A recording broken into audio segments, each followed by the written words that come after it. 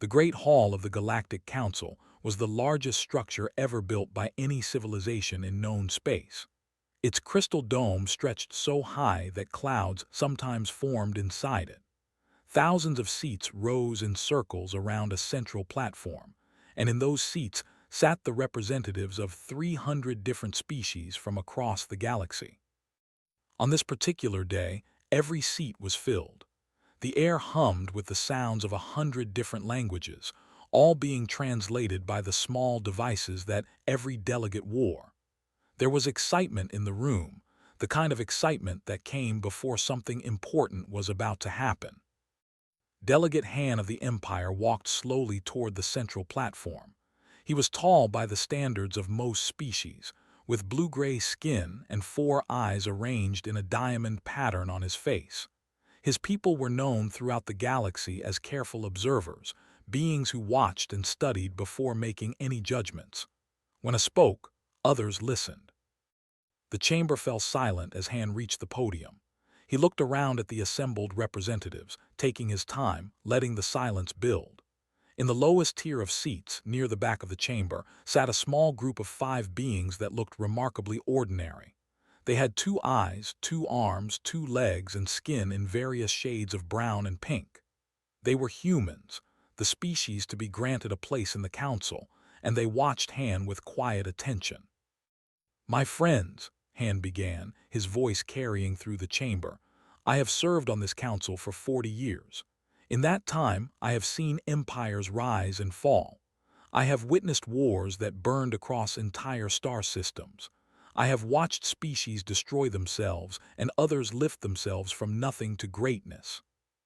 He paused, his 4 eyes blinking in sequence. "But I have never been afraid, not truly afraid, not until now." The murmurs started immediately. Fear was not a word that used lightly.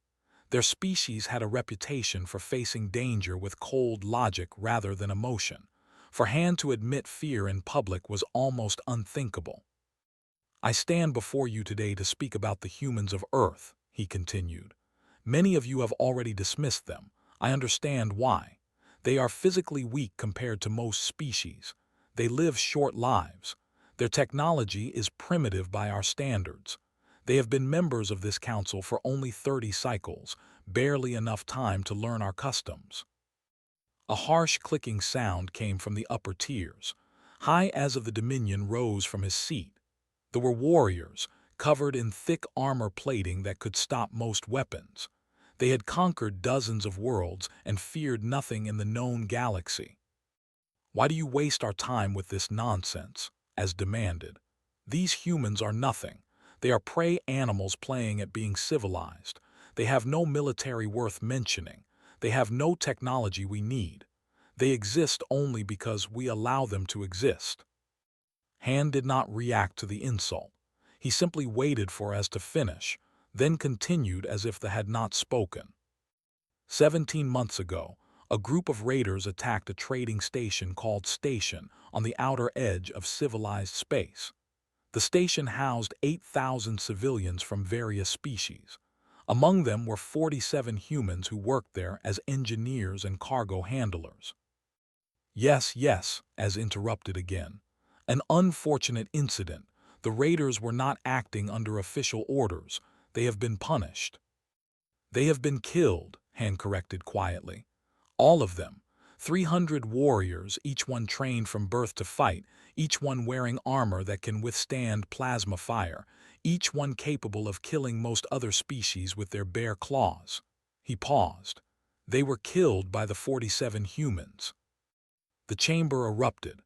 Delegates shouted questions, demanded explanations, accused Han of lying. The in particular were furious, their mandibles clicking so loudly that the sound echoed off the crystal dome. In the human section, Ambassador Price remained perfectly still. She was a woman of 60 years, with gray hair pulled back from her face and eyes that missed nothing. Beside her, a younger man named Daniel leaned over to whisper something, but she shook her head slightly. "Not yet." Han waited for the noise to die down. When it did not, he simply activated the central display, and a holographic image appeared above the podium. The image showed security footage from station, and the sight of it silenced the chamber more effectively than any words could have. The footage showed chaos. Drop pods had torn through the station's hull, and warriors were pouring through the gaps, firing weapons into crowds of fleeing civilians. Bodies lay everywhere. The screams were muted by the recording, but their horror was clear. "Watch," Han said simply. The image focused on a human woman crouched behind an overturned market stall. Her name, according to the records, was Maria Santos. She was 34 years old. She worked as a cargo scheduler. She had never held a weapon in her life. A few meters away, a soldier was dragging a small human child toward one of the transport pods. The child was screaming, reaching back toward where her mother had been moments before. Something changed in Maria Santos. It was visible even in the grainy footage. Her posture shifted. Her breathing steadied. The fear that had been plain on her face disappeared, replaced by something else entirely. Something cold, something patient. She picked up a piece of broken metal from the ground. It was part of the market stall's frame, sharp on one end, about as long as her arm. She held it like she had been holding weapons her entire life. The soldier never saw her coming. She moved through the smoke and debris like a ghost, and when she struck, she drove the metal spike through the gap between the soldier's neck plates with perfect precision. The soldier fell. Maria pulled the spike free and moved to the next target. "That weak point in armor," Han said quietly, "is known only to experienced warriors. It takes years of training to learn how to exploit it effectively. Maria Santos had no training. She had never even seen a before that day." On the screen, Maria killed a second soldier, then a third. She moved with a speed and efficiency that seemed impossible for a being of her size and strength. When one soldier raised its weapon to fire at her, she was already inside its guard, breaking its arm at the joint, taking the weapon, using it to kill another soldier that had appeared behind her. "In 4 minutes," Han continued, "she killed 11 warriors. She retrieved her daughter from the transport pod. She carried the child through 2 kilometers of occupied station corridors to reach an escape shuttle. She killed 3 more soldiers along the way." The footage ended. The chamber was completely silent. "Maria Santos was not special," Han said. "She was not a trained warrior. She was not genetically modified or enhanced in any way. She was simply a mother whose child was in danger." He looked around at the assembled delegates. "And that, my friends, is what frightens me, because the same thing happened to every human on that station. Every single one of them, when cornered, when pushed beyond their limits, became something else entirely." He turned to look directly at the human delegation. Ambassador Price met his gaze without flinching. "I came here today to warn you," Han said. "Do not make the mistake of thinking that humans are prey. They are not. They are something far more dangerous. They are predators who have learned to wear the mask of prey. And when that mask slips, when they stop pretending to be harmless, even the gods themselves cannot save you from what they become."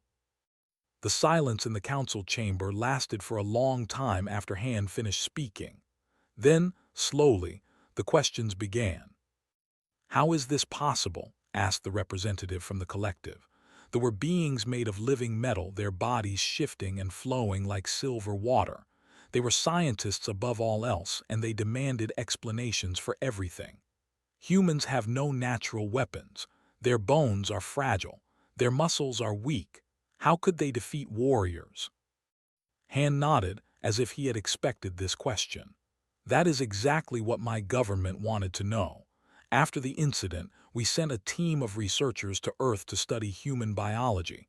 What they discovered was remarkable."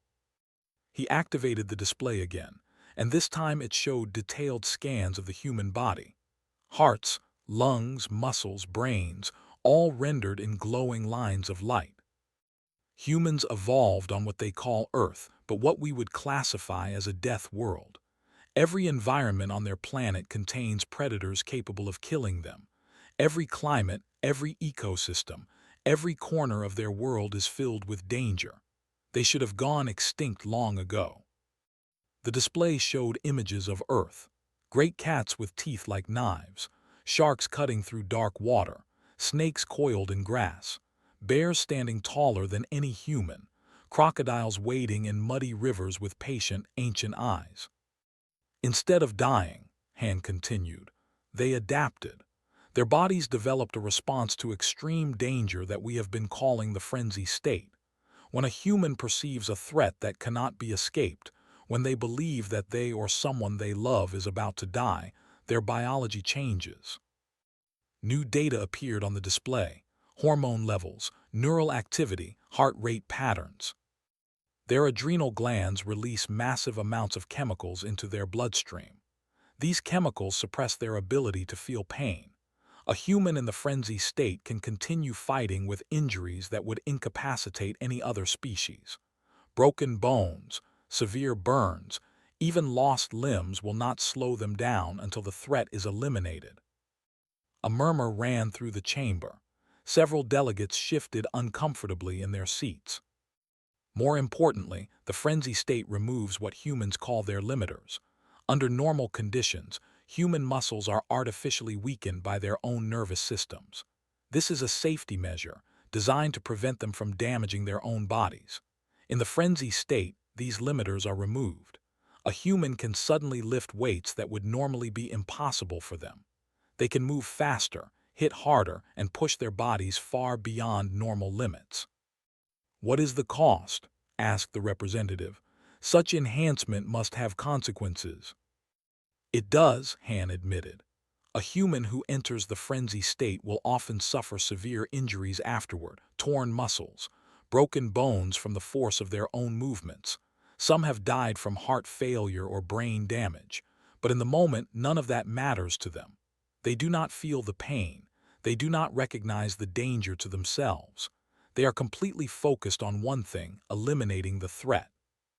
Has made a dismissive sound. "This is still just one incident, one group of humans fighting a few raiders. It proves nothing." Han turned to look at "Then let me show you more." The display changed again. Now it showed a young human male, barely more than a child by human standards. According to the records, his name was Corey, and he was 19 years old. He worked as a technician, calibrating sensors and maintaining equipment. The footage showed him hiding in a maintenance shaft while soldiers searched the corridors below. He was clearly terrified, his hands shaking, his breath coming in short gasps. Then one of the soldiers spotted him and began climbing toward his position. "Watch what happens," Han said quietly. The change was visible in an instant. Corey stopped shaking. His breathing steadied. His eyes, which had been wide with fear, narrowed with focus. He looked around the maintenance shaft, and his gaze settled on a welding torch and a container of industrial coolant. In the next 30 seconds, he turned those two items into a weapon that killed 7 soldiers. He used the coolant to create a flash freeze effect that shattered the armor of 4 soldiers instantly. The remaining 3 he attacked with the welding torch, burning through their armor at close range. He showed no hesitation, no fear, no mercy. He had worked at the station for 6 weeks, Han said. He had never been in a fight in his life. He was studying to be an engineer. And yet, when pushed into the frenzy state, he improvised a weapon that our military researchers are still trying to replicate. The display showed footage after footage.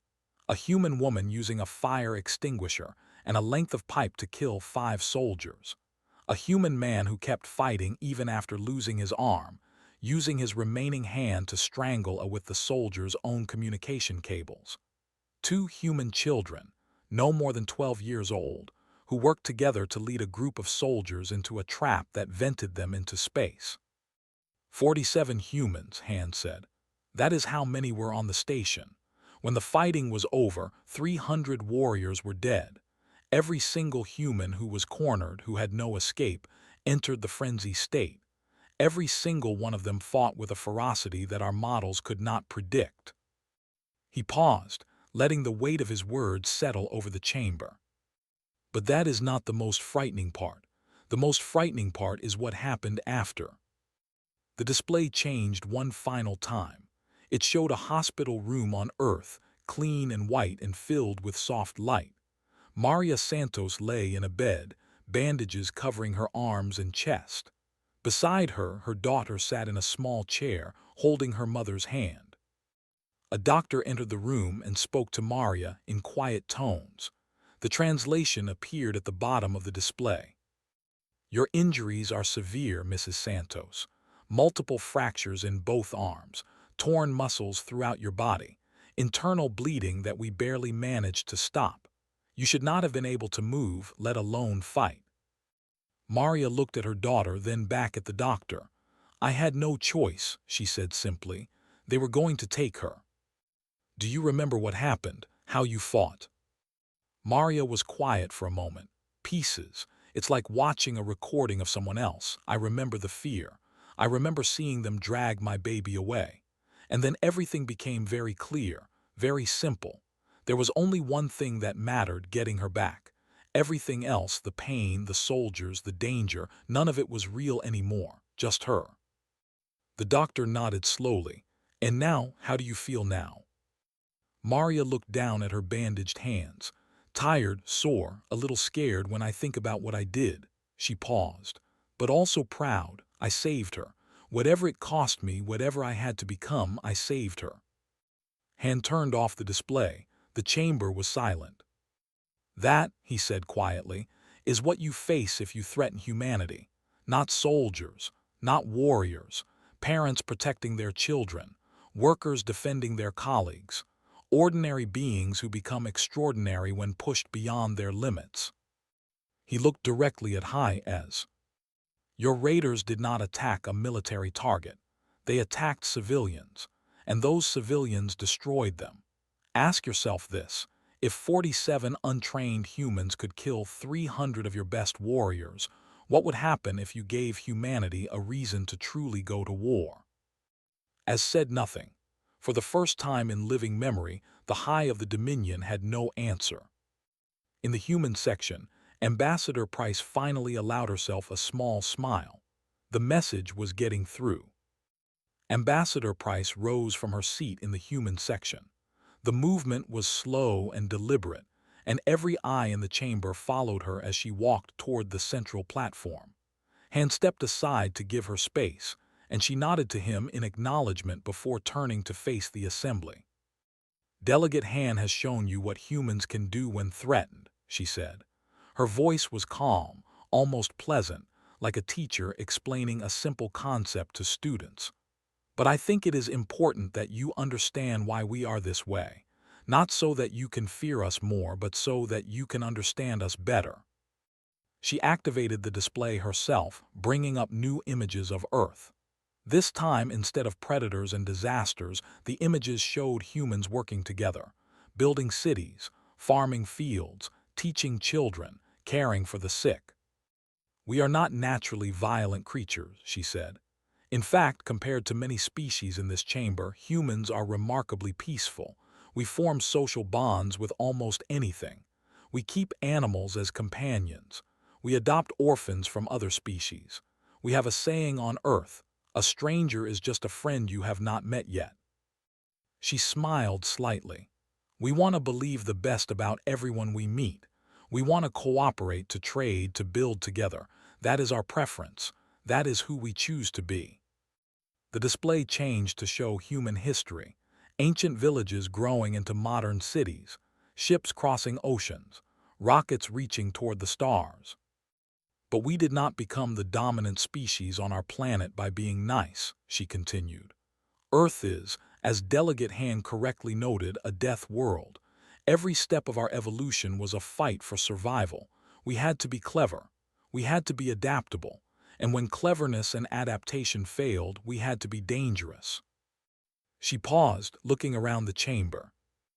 "Our ancestors were not the strongest creatures on Earth. They were not the fastest or the most armored. They did not have claws or fangs or venom.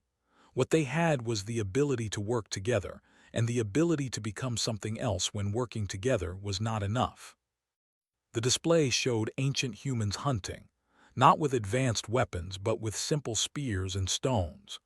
They were chasing a massive animal across an open plain, taking turns, never letting it rest. This is called persistence hunting, Price explained. Most predators attack in short bursts. They chase their prey for a few seconds or minutes, and if they do not catch it, they give up. Humans do not give up. Our ancestors would chase animals for hours, sometimes days, never attacking, just following, waiting for the prey to collapse from exhaustion. She let that image hang in the air for a moment. Think about what that means. Our earliest survival strategy was based on one simple truth: we will outlast you. We will keep coming no matter how long it takes until you cannot run anymore. That is the foundation of human nature, not strength, not speed, endurance, persistence, the absolute refusal to quit. The display changed again, showing wolves standing beside humans, dogs playing with children, cats sleeping in sunlit windows. And then we did something even stranger. We looked at the apex predators of our world, the wolves and wild cats that could kill us with ease, and we decided to make them our friends. We domesticated them. We convinced creatures that had been hunting us for thousands of years that working with us was better than fighting us. She smiled, and there was something unsettling in that smile. That is the human way. We would rather cooperate than fight. But if you will not cooperate, if you insist on being our enemy, we will find a way to defeat you. And once we defeat you, we will probably try to make friends with you anyway, because that is also who we are. A ripple of uncertain laughter passed through the chamber. Price waited for it to fade. The frenzy state that Delegate hand described is not a weapon we developed, she said. It is a survival mechanism. It is what happens when cooperation fails, when diplomacy fails, when every other option has been tried and rejected. It is our last resort. She walked slowly around the podium, making eye contact with delegates from different sections. Under normal circumstances, our bodies protect us from ourselves. We cannot access our full strength because doing so would damage our muscles and bones. We feel pain because pain tells us when to stop, when to rest, when to seek help. Our fear keeps us from taking foolish risks. She stopped walking. The frenzy state removes all of those protections. It tells our bodies that survival is more important than safety, that victory is more important than tomorrow. A human in the frenzy state does not care about pain or injury or death. They care only about eliminating the threat. The representative spoke up, and this state can be triggered in any human. Any human, Price confirmed. Old or young, male or female, trained soldier or office worker. The trigger is not training or genetics. The trigger is threat. Specifically, the perception that there is no escape and that something precious is about to be lost. She looked toward the section. Your raiders attacked families, children, non-combatants. They did everything possible to trigger the frenzy state in the humans on that station. If they had simply captured the station and held the humans hostage, the result would have been very different. But they chose to kill. They chose to threaten children. They chose to eliminate the possibility of escape.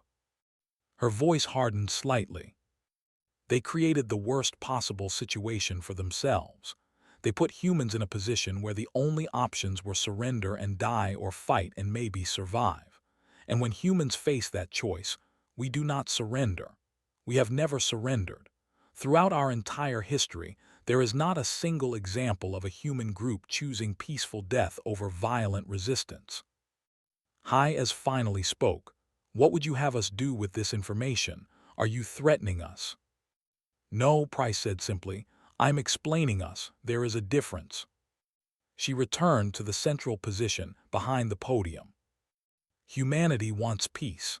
We want to be part of this council, to trade with your civilizations, to learn from your knowledge and share our own. We are not conquerors. We are not raiders. We have no interest in taking what belongs to others.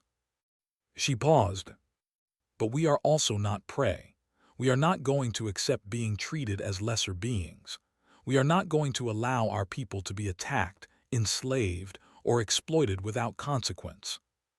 The display behind her changed one more time. It showed Earth from space, a small blue and green world floating in the darkness. "That is our home," she said quietly. 8 billion humans live there. We have colonies on 6 other worlds. We have trading posts and research stations throughout this sector. All of those places contain people that we love, children, parents, friends. She looked directly at Az. "If anyone threatens those people, if anyone hurts them or takes them or kills them, they will face the full response of our species. Not just the individuals directly affected. All of us. 8 billion humans, plus everyone in our colonies, all of them ready to enter the frenzy state if necessary. All of them willing to fight until either the threat is eliminated or we are extinct." She smiled that unsettling smile again. "We would rather be your friends, but if you force us to be your enemies, you should understand exactly what that means. We will not stop. We will not surrender. We will chase you across every star system in this galaxy if we have to.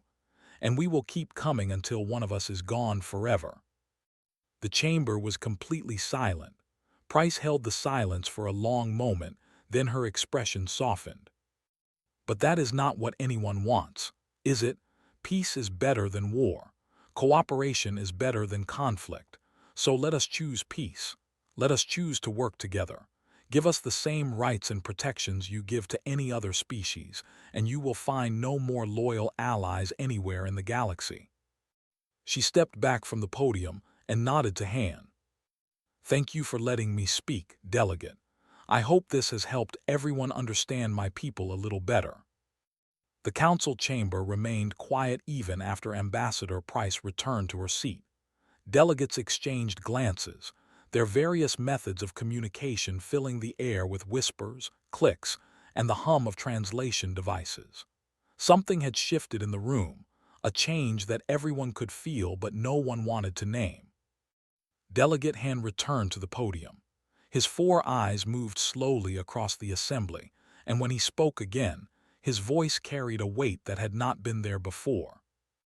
"I did not bring this matter to the council simply to frighten you," he said. "Fear alone is useless. I brought it because I believe we are making a serious mistake in how we treat humanity, and that mistake will eventually lead to disaster." He activated the display, showing a map of the galaxy. Human space was marked in blue, a tiny cluster of stars near the outer edge. Around it, in various colors, were the territories of dozens of other civilizations. "For 30 years, we have treated humans as a minor species. We have given them the lowest status in the council. We have them access to technologies that we share freely with others. We have allowed our citizens to exploit their colonies and trading posts, secure in the belief that humans are too weak to do anything about it." The map highlighted several incidents: trade disputes resolved in favor of non-human parties, colonial boundaries redrawn to human disadvantage, resource rights transferred away from human control. "We have pushed them," Han continued. "Not hard enough to trigger an immediate response, but constantly, steadily, in small ways that add up over time. Each individual incident seems minor, but humans have long memories. They are keeping track." He changed the display to show data that made several delegates sit up in their seats. "In the 18 months since the incident, human research facilities have filed more patents for new weapons technologies than the rest of the galaxy combined. They have developed shield systems that can neutralize armor. They have created propulsion upgrades that would make their ships faster than anything in our fleets. They have designed targeting systems that can identify and exploit the weaknesses of over 100 different species." The chamber erupted in concerned voices. Han raised a hand for silence. "They have not deployed any of these technologies. They have not threatened anyone.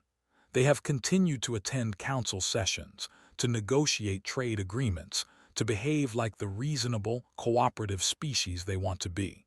But behind closed doors, they are preparing for a war they hope will never come." Daniel, sitting in the human section, felt eyes turned toward him. He kept his face neutral, but inside, he was impressed by the accuracy of Han's intelligence. The had clearly been paying attention. "This is the trap we are creating for ourselves," Han said. "Every time we take advantage of human weakness, we give them another reason to distrust us. Every time we dismiss their concerns or ignore their requests for fair treatment, we push them closer to their threshold. And if we push them past that threshold, if we trigger the frenzy state not in individuals but in their entire species, we will face something that this galaxy has never seen before." He brought up historical records, showing images of wars from throughout galactic history. "We have seen aggressive species before. They conquered dozens of worlds before they joined this council. They expanded through 3-star systems in their early history. Even my own people, fought wars of expansion before we learned better ways." The display changed to show battlefields, destroyed cities, fleets of warships. But all of those species eventually stopped. They reached natural limits. They became satisfied with what they had conquered, or they grew tired of fighting, or they calculated that further expansion was not worth the cost. War, for most species, is a tool to achieve specific goals. Once those goals are met, the war ends.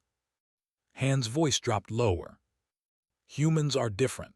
When they truly go to war, when they enter their species-wide frenzy state, they do not fight for territory or resources or political advantage.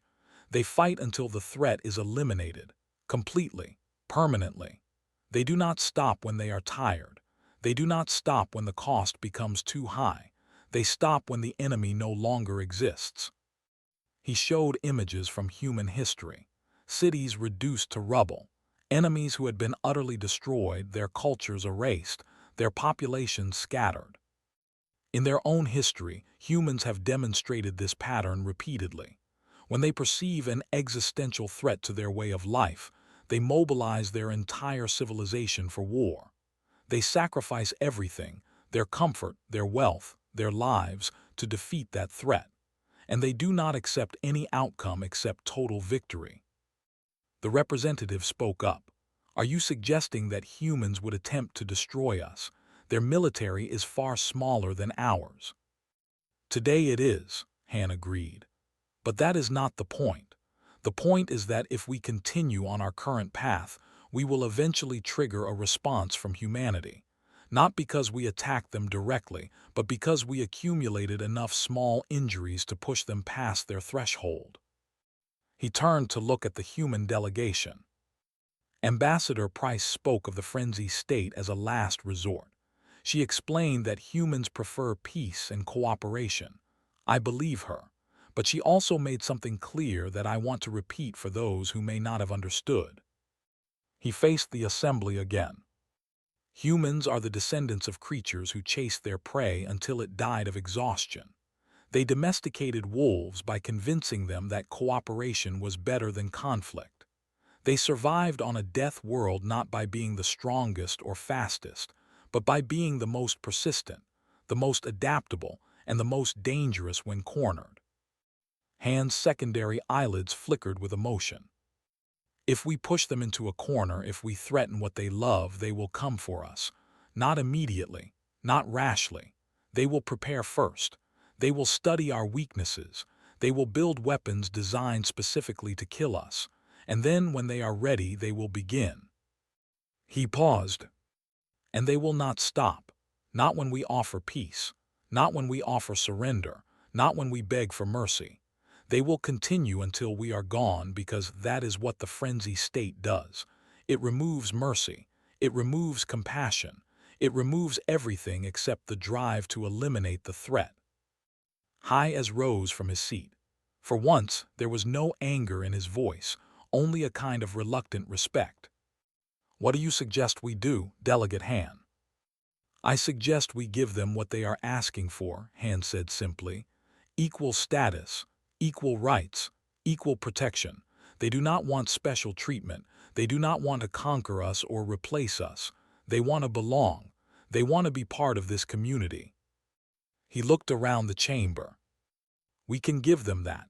It costs us nothing except the small advantages we have been taking from them, and in exchange, we gain an ally that will be loyal beyond anything we have ever known, because humans do not just fight for themselves. They fight for their friends. They fight for their families. They fight for anyone they have decided belongs to them. He smiled slightly, an expression that looked strange on his alien face. Make friends with humanity now, while they still want to be friends.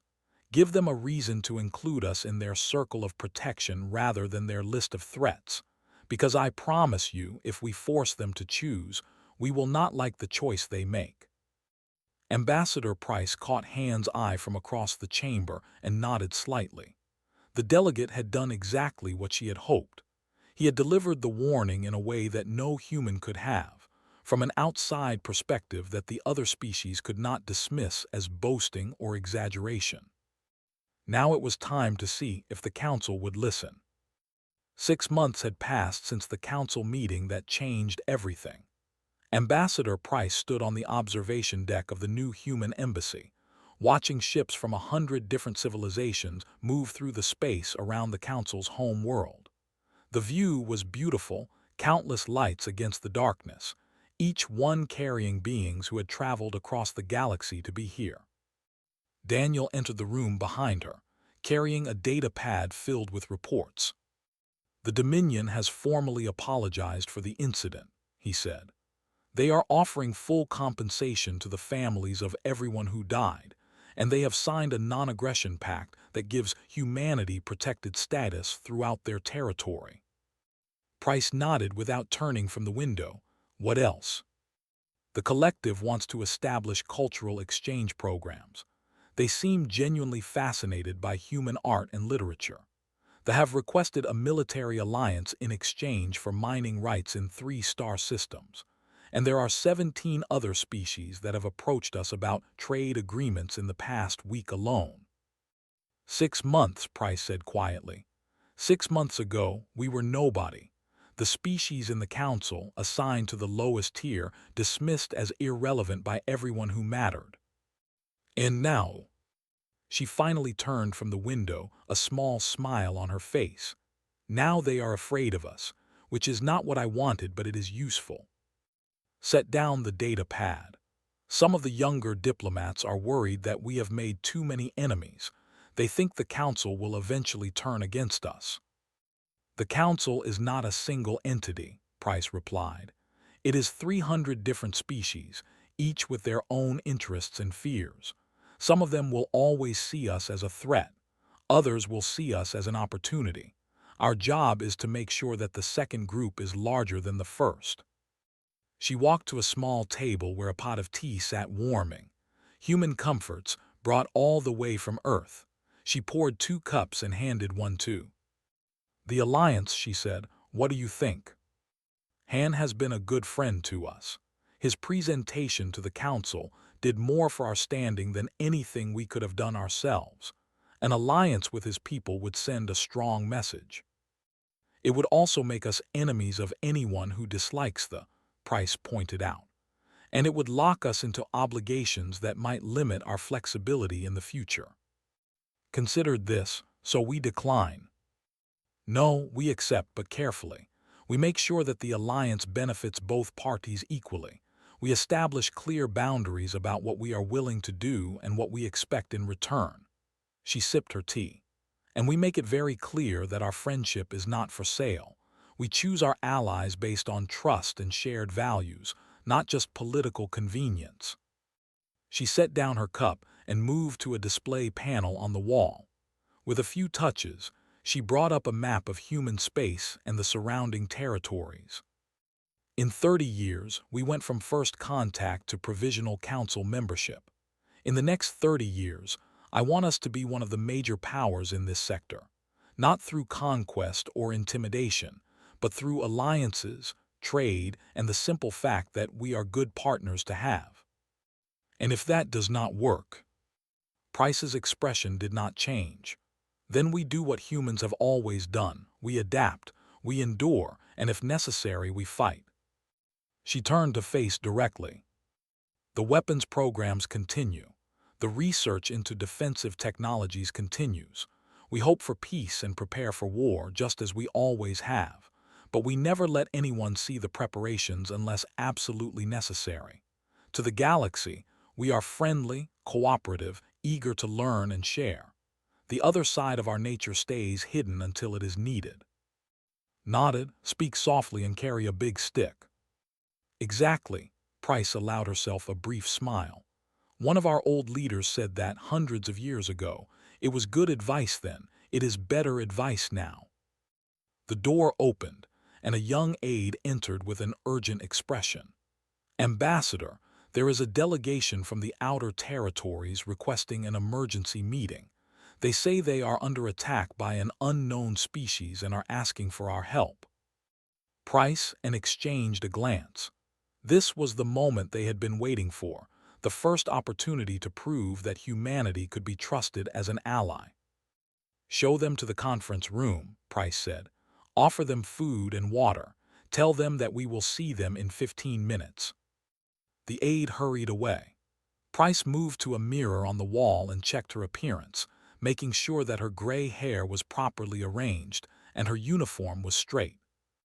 This is where it begins, she said quietly.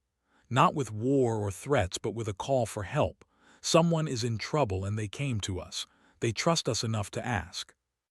Do you think we can help them? I do not know yet, but I know that we will try, and I know that if we succeed, word will spread. Other species will learn that humans protect their friends. They will learn that having humanity on your side means something. She turned from the mirror. And eventually, perhaps in our lifetime, perhaps in the next generation, we will reach a point where no one thinks about attacking human interests. Not because they fear our retaliation, but because they know that the rest of the galaxy will stand with us. That is the future I am working toward. They left the observation deck together, walking through corridors that had been built by human hands on a world far from Earth. Staff members nodded as they passed, humans and aliens alike, all working together in this small corner of the galaxy. In the conference room, the delegation from the outer territories waited nervously. They were small beings, covered in soft fur, with large eyes that spoke of fear and hope in equal measure. They had never spoken to humans before, but they had heard the stories. They knew about Station. They knew about the frenzy state. They also knew that humans had been kind to other species, that they had formed friendships and alliances, that they had helped those who asked for help. So they had come here to this embassy, to these strange beings from a death world, hoping that the stories were true. Ambassador Price entered the room and smiled at them warmly. She introduced herself and her aide. She offered refreshments and comfortable seats. She asked about their journey and listened to their answers with genuine interest. And then she asked them to tell her about the threat they faced. As they spoke, as they described the attacks on their colonies and the deaths of their people, Price listened carefully. She took notes. She asked questions. And behind her calm expression, she was already calculating what resources humanity could bring to bear, what alliances could be called upon, what strategies might work. When they finished, she looked at them with steady eyes. "We will help you," she said simply. "That is what friends do." The relief on their faces was overwhelming. They had come expecting to bargain, to negotiate, to offer something in exchange for protection. Instead, they had found beings who simply said yes. "There is something you should understand," Price added gently. "Humanity is new to this galaxy. We are still learning your customs and your politics. But there is one thing we know very well: how to protect the people we care about. If you accept our friendship, you become part of our family, and we protect our family with everything we have." She stood and extended her hand, a human gesture that the delegates did not fully understand but recognized as significant. "Welcome to the Human Alliance," she said. "We are glad you came to us."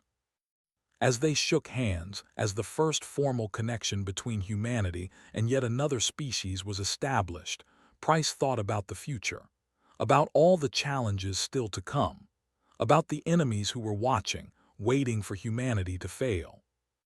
They would not fail. They could not fail because humans did not know how to give up. They never had. Somewhere across the galaxy, in council chambers and military headquarters and shadowy meeting rooms, other beings were learning this lesson. Some would become friends, some would become rivals, and some, inevitably, would become enemies. To all of them, Price had the same message. We would rather be your friends, but if you force us to be your enemies, you should understand what that means. We will never stop. We will never surrender.